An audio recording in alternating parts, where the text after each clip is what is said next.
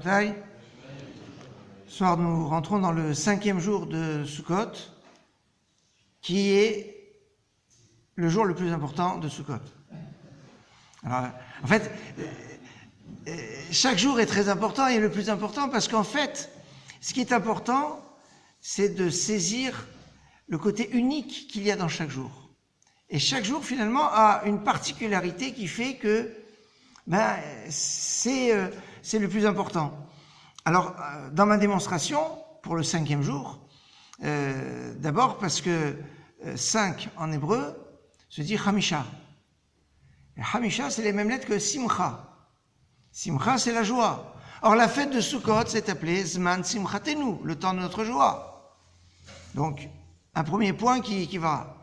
Deuxième point, l'invité d'honneur qui rentre le premier dans la soukha sur les 7 ushpizin, les 7 qu'on appelle les kortéberites, ceux qui font l'alliance, qui sont les 3 patriarches. Je rappelle donc l'ensemble des 7, les 3 patriarches, Abraham, Yitzhak et Yaakov, Moshe, Aaron, Yosef et David. En 5e position, d'après ce qu'on a déjà expliqué et démontré, eh bien c'est Aaron.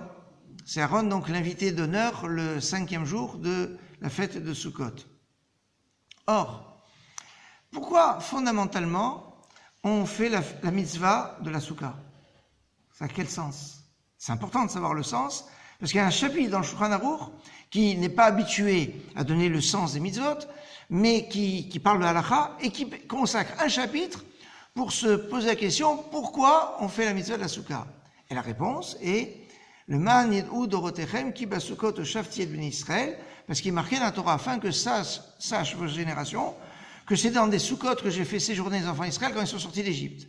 Et là-dessus, il y a une discussion entre Rabbi Akiva et Rabbi Eliezer. Est-ce que c'était des véritables cabanes qu'ils ont fait?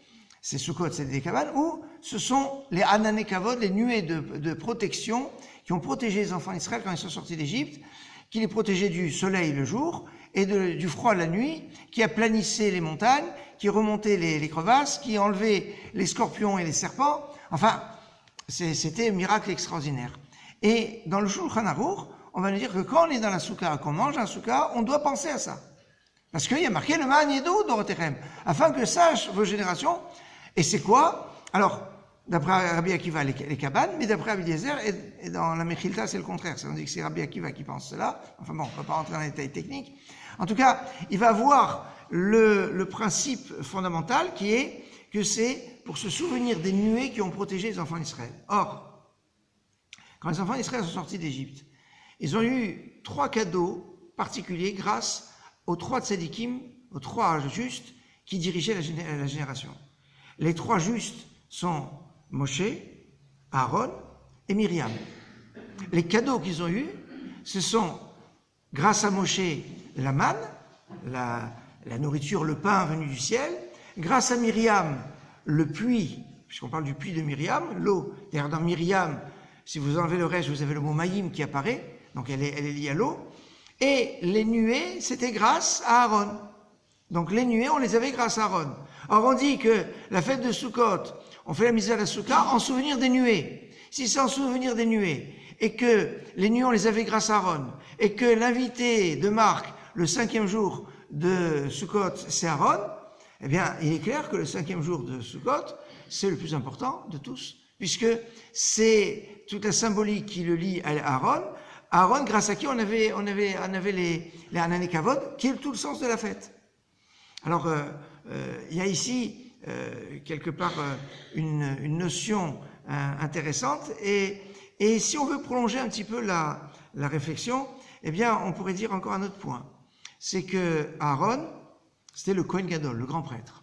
Or, la fête de Sukkot, c'est l'aboutissement de toutes les fêtes de Tishri.